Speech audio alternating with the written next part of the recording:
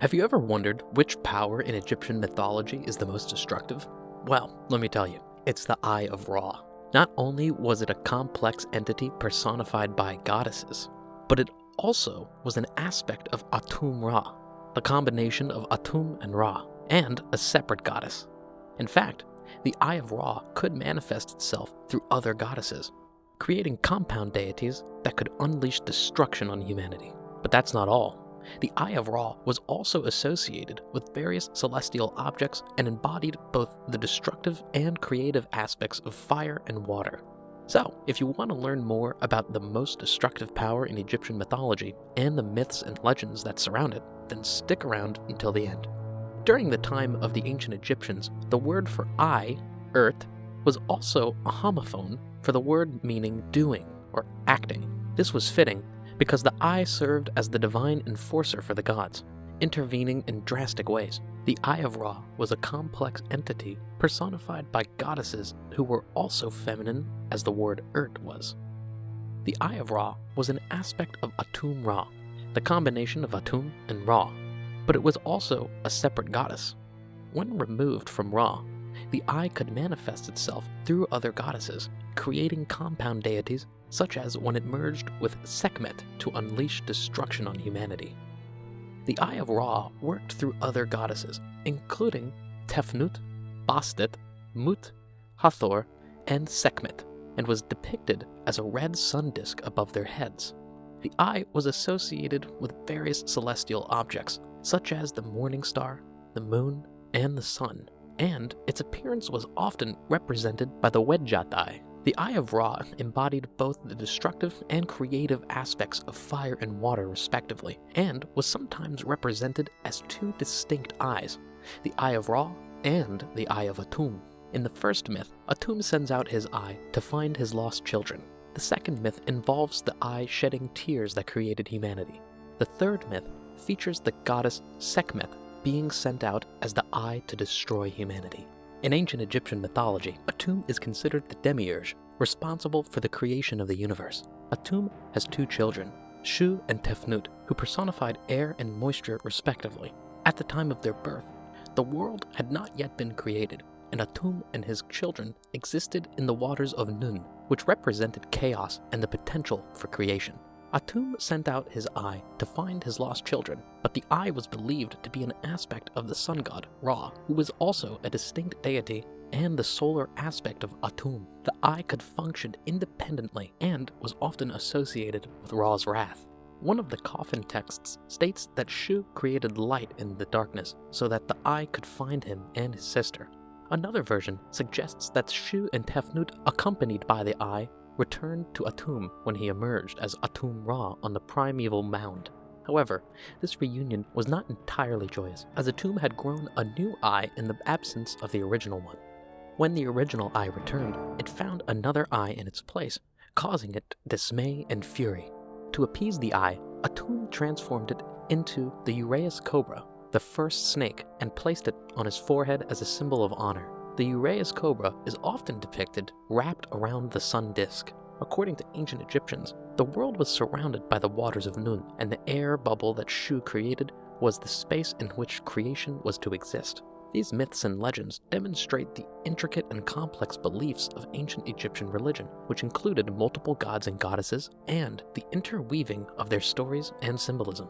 Egyptian mythology tells the eye's role in the creation of humanity with various versions describing how tears shed by the creator's eye brought forth mankind. Atum, the creator god, is said to have created the gods from his sweat and humanity from the tears of his eye.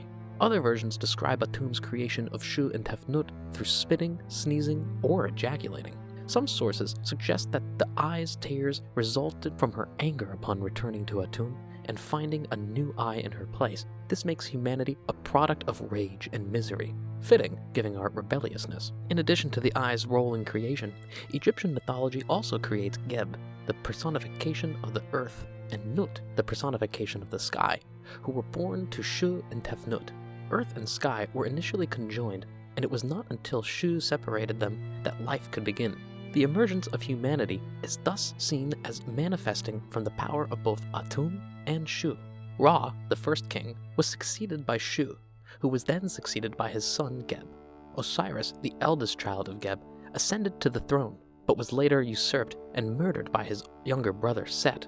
Set was eventually defeated by Horus, after which the pharaohs, who were believed to be descended from the gods, took over the kingship and were considered divine.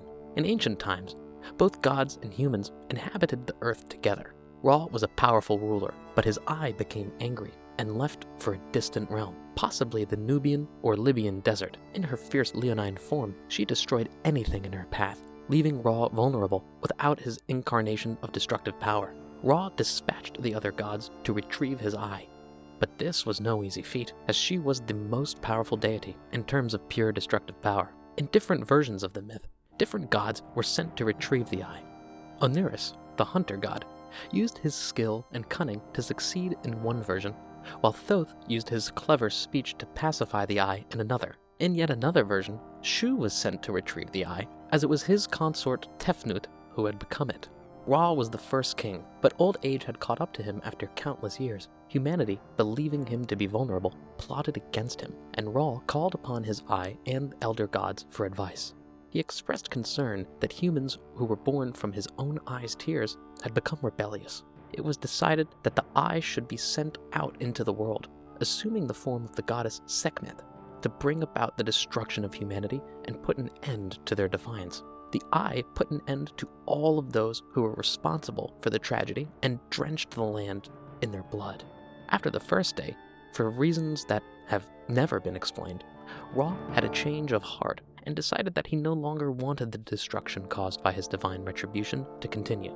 However, at this point, Sekhmet, who was filled with the unbridled wrath and unequaled power of the eye, had developed a taste for blood, and the need to kill had become an obsession. It was clear that if the eye was not impeded in some way, then the eradication of humanity would not be too much longer in coming, given the number of people who had been killed after only the first day. Because the gods could not compete with her power on a level playing field, they devised a cunning plan to distract and perhaps even incapacitate her. They amassed a considerable amount of crimson mineral. The mineral was to be ground up into powder by the servants, while others were tasked with mashing a substantial amount of barley to produce beer. After the beer had been brewed in 7,000 jars, the red mineral, which had been ground into powder, was added to the beer to give it the appearance of blood.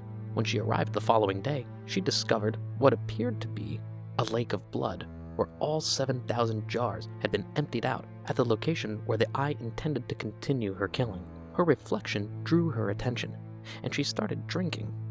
Later, when she was extremely drunk, she went out back to the gods, having forgotten all about humanity and the desire that used to burn inside of her to see them all perish. Wow, what an incredible journey we've been on today, exploring the power of the Eye of Ra in Egyptian mythology, from its role in the creation myths to its manifestation through other goddesses and its destructive power. There's no denying the significance of the Eye of Ra in ancient Egyptian religion. We've learned about the complex beliefs of the Egyptians, the interweaving of their stories and symbolism, and how these myths and legends influenced their culture and society. It's amazing to see how these ancient beliefs still hold relevance today, and how they have influenced our modern culture in so many ways.